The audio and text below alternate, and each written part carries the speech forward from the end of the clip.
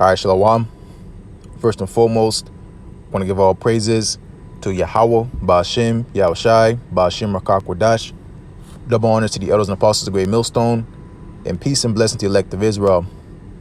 And getting into a lesson, a little bit of history, adding on to the live stream we had over here in GMS Tampa yesterday, going into the division that's happening upon this planet Earth, specifically so-called America. And we brought out through the Spirit Isaiah 19 in verse 2, going into how the Lord's going to send the Egyptians against the Egyptians. All right, and you read Revelation 11 chapter, this place we in the so-called America, being Babylon the Great. All right, this empire, all right, is known as spiritual Sodom and known as spiritual Egypt, right? And going into specifically how, an example of this place being spiritual Egypt, going into civil unrest, okay, civil wars and things like that. That goes back to ancient Egypt, right? Of course, going into Egypt because of our bondage. The Israelites running the captivity of the ancient Egyptians. Call hell, until the Lord eventually and ultimately saved them. Okay, that's gonna happen here again. Look at the back of your dollar bill. What you got, a pyramid. But going into the modern day pharaohs, is you Edomites. Okay, you so-called white men, women, and children. Okay, specifically the men. All right, the Edomites are rulers over us, and we're in the land of our captivity. All right, again, known as the place known as spiritual Sodom, spiritual Egypt. But again, going to specifically about the civil unrest that's getting ready to happen, which is ultimate prophecy. And as Scripture says, there's no new thing under the sun. And which I have up, I'll just go ahead and grab it really quick. There's Ecclesiastes chapter 1, verse 9. It says, "A thing that have been, it is that which shall be, and that which is done is that which shall be done, and there's no new thing under the sun." Okay, so how the Lord splits up kingdoms, divides kingdoms, because Yahushua said himself, he's coming to bring division. Okay, this is not nothing new. Okay, because you divide a nation, and that nation eventually is going to fall. Okay, that's why I should say, what Yahushua said himself, said that a kingdom divided against itself shall not stand. Okay, and this happened in ancient Egypt, and it's going to happen. It happened in ancient Rome. Okay, and it's going to happen in modern day Rome, being so-called America. Ultimately, again, this kingdom as a whole, Babylon the Great. All right, so Ecclesiastes 1 verse 10, it says, "Is there anything whereof it may be said, see, this is new? It have been already of old time, which was before." So again, this is not nothing new. Okay, so I have some articles. Of course, those will put it all together and it'd be edifying as well. But here, let me keep saying but yeah, let me get started here. Get to the point really quick. We'll see the website, worldhistory.org, World History Encyclopedia. It says ancient Egyptian warfare, right? So here, get a point here. It says the early records. You skip all this stuff. It says the early records of Egyptian warfare all have to do with civil unrest, not conquest of other lands, and this would be the paradigm, if I said that correctly, from the early dynamic period in Egypt. And the time scale, I can't say I can't say particularly that, as far as the history goes, it's just the exact time. I don't know, but because you talk about 3000, 3150 and through 2613 BC. This is pretty much before the flood. Okay, so how they have this information, I don't know, but nonetheless, the point is there. Okay, there's history of civil unrest, between the rich and the poor, in Egypt.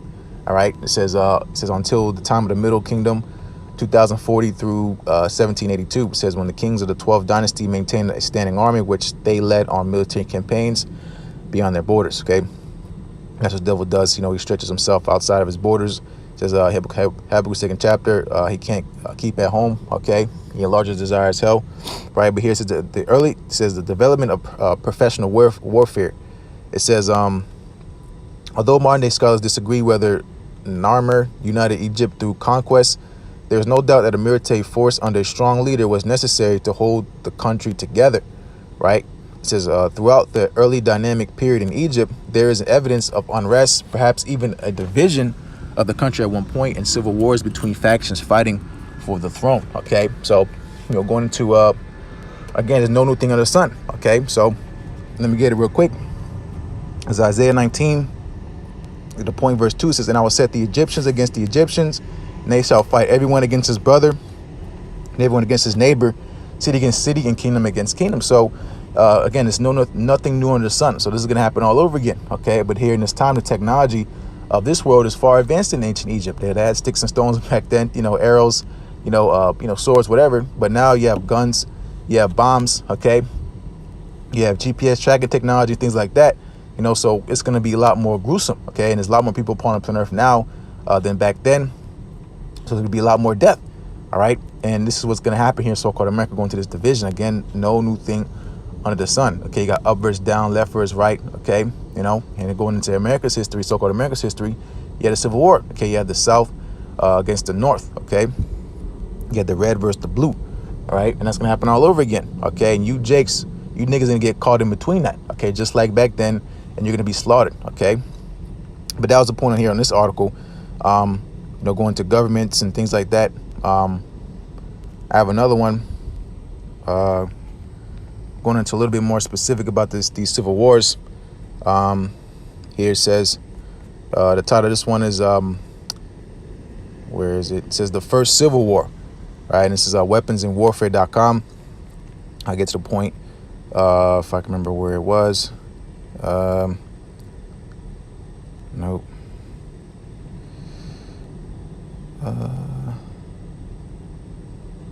Yeah, here. Get to the point. It says in the second in this second dynasty, which is generally considered to have been begun around 2890 BC, and intermediate number of kings reigned. Following on the drought, proof of the king's uncertain control over life and death, civil war broke out and raged for years. It says the war reached its height during the reign of the next to last king, Sekemib, when an inscription notes that the southern army fought the northern army within the city of Neheb.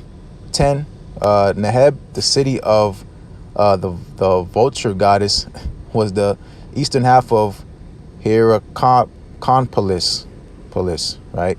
But yeah, finisher says it lay over 100 miles south of Ebdos, far into Upper Egypt. For the northern lower Egyptian rebellion to get this far suggests that during the second dynasty, the southern upper Egyptian hold on the empire was almost broken. So again, going to division. Okay, and it said right here in this precept, Isaiah 19 verse 2 says, "I will set the Egyptians against the Egyptians, and they shall fight everyone against his brother." Right, so they're fighting everyone against their neighbor, city against city, and kingdom against kingdom. So infighting, you're gonna have Florida fighting against California, or Texas versus New York, or whatever. Okay, because you have governors and mayors and rulers. Each state can be considered its own country. Okay, and you have states getting ready to try to secede. With this whole setup now, you got Donald Trump trying to take back office. It's doing nothing but causing division.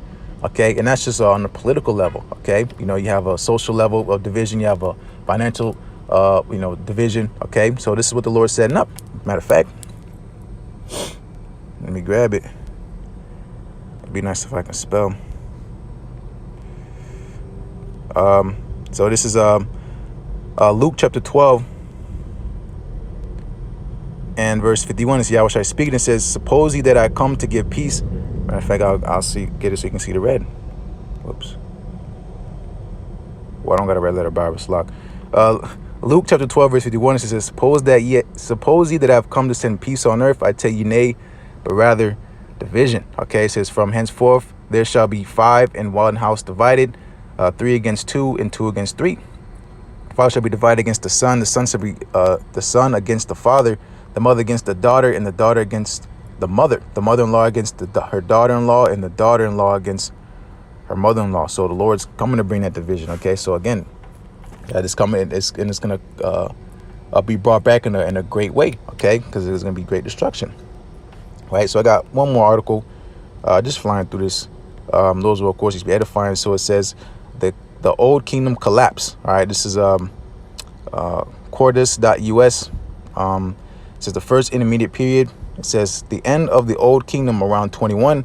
100 BC. So this would be the time of around Abraham. Okay, seems to have been caused by major climate change. It says in Egypt there was a terrible drought, while the Nile failed to flood or flooded less than usual.